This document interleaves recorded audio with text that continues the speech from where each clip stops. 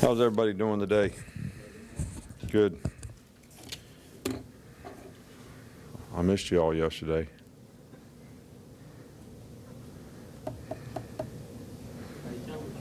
Yeah. I traveled all the way to Birmingham to see folks like you. Then I traveled all the way to Mobile to see folks like you. But I really did miss you guys and girls and ladies.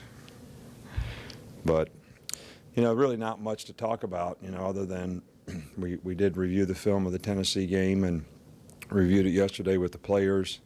Actually gave them, you know, the day off yesterday as well as Sunday. But I was really pleased with the way the team responded in the second half of the game, and I was especially pleased that a lot of the players, you know, contributed to that at halftime in terms of, you know, some of the senior leadership and some of the guys that have done a really good job for us. And I think that really had a lot to do with the spark and picking up the intensity and mental energy that we had in the second half of the game, and something that we want to do all the time. You know, we want to be instant on and start fast and finish strong. You know, there's been 2 games this year where I didn't think we did, but I think the rest of the time we really have been ready and done a good job. You know, special congratulations to Dante Hightower for being the SEC Player of the Week and the Lott Trophy Player of the Week. I think that's a tremendous honor to be the Player of the Week for the entire country. Today's practice, you know, basically the goals of what we're trying to do today and tomorrow especially is improve our deficiencies as a team. We make a quality control list of everything that we want to try to work on at every position, and also with individual players, things that they need to improve on, and things that, you know, we need to work on collectively as a unit, whether it's a special teams group or offense, defense, whatever it might be. And you know, today's practice was quite a bit of kicking game and some special situations, but more like a Monday's practice for us. Tomorrow we'll work hard on fundamentals and start later in the week in our preparation for, you know, the upcoming game we have next week with LSU. You know, I apologize. I did not think of – I knew Alex Watkins after the game broke his arm in the game.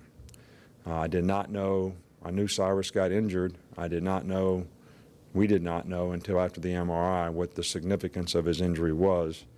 But Jonathan Atchison is also going to be out with bicep surgery later in the week.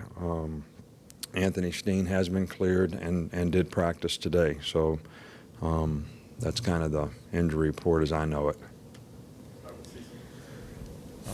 Just to follow up, Coach, talk about what the rotation is on the offensive line now if Anthony can come back and with Cyrus out. Well, you know, first of all, it doesn't affect any starters. He was just the first guy that we would put in at left tackle, and Barrett was the guy that could play center or right tackle.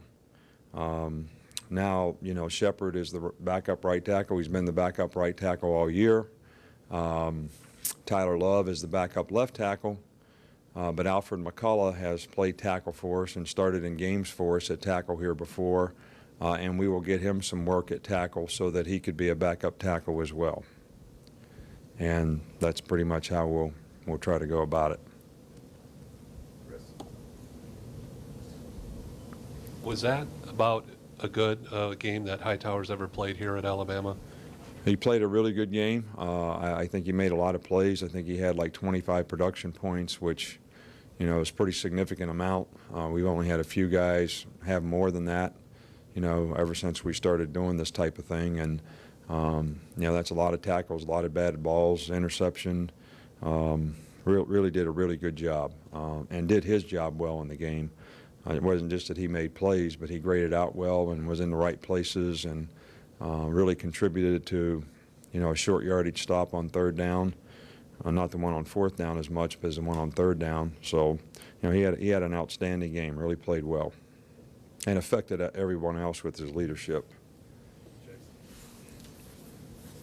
Coach, I want to ask you a little more about Alfred McCullough. Can you talk about his value as being a versatile fifth-year senior who can back things up at several different spots up front? Right. Well, he did a really good job in the game playing right guard.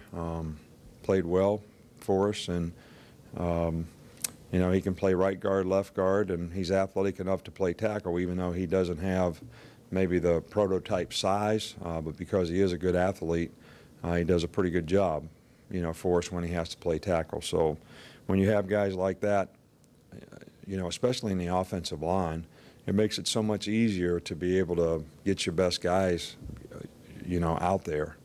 And, you know, I felt like that we had 7 guys when we had Cyrus and Alfred, that if those guys played, there wasn't really any drop-off at all, you know. And we have other guys that are very capable guys, and they've got a lot of turns, a lot of reps, had a lot of experience playing this year, and I'm sure they'll do a good job if they get an opportunity. But, you know, now Alfred, you know, really is helpful because he can play so many places. Can you touch on the specific differences in the third quarter? The last 3 have been so dominating for Alabama. What's the biggest difference? I don't know that, you know, we make adjustments in the game. Sometimes we see things that, you know, we saw quite a few things in this game from them offensively that we had not prepared for. Formation variables, you know, 3 receivers motioning one of them in the backfield to make I formation, and you know, things that we really hadn't practiced against. Our guys did a good job of adapting and adjusting, you know, in the game. I think the biggest difference, you know, in this particular game was we played very well offensively in the third quarter. And, you know, in some of the other games we got turnovers and made big plays. Nothing really specific stands out other than, you know, we want to start fast and finish strong. I think our coaches do a really good job at halftime of making adjustments, and but I think we've done a little better job of coming out and executing in the second half as well. Second, with so much surrounding this game coming up next week, what's the hardest part for you as a coach to keep everything To get focused? our players not to think about everything that's surrounding the game. That'll be the hardest part, and focus on what they need to do just to play good football in the game, and not worry about all the stuff that's going on outside the game and all that. Because if you're a good competitor and you're playing to be the best player that you can be, and you're preparing to be the best player that you can be, you know, this game is a very, very important game, but every game we've played is a very important game. Because if you don't win the last one, the next one's not so important. And the one after this one will be real important too. So, you know, you always want your team to improve, and you always want your team to play the best, and it's going to certainly take our best effort from every guy on our team to, you know, play with a very good LSU team and have an opportunity to be successful.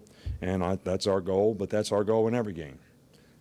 So, you know, not to get affected by the circumstances surrounding the game is probably the key to being able to play a really good game, to be able to focus on what you need to do to play good football.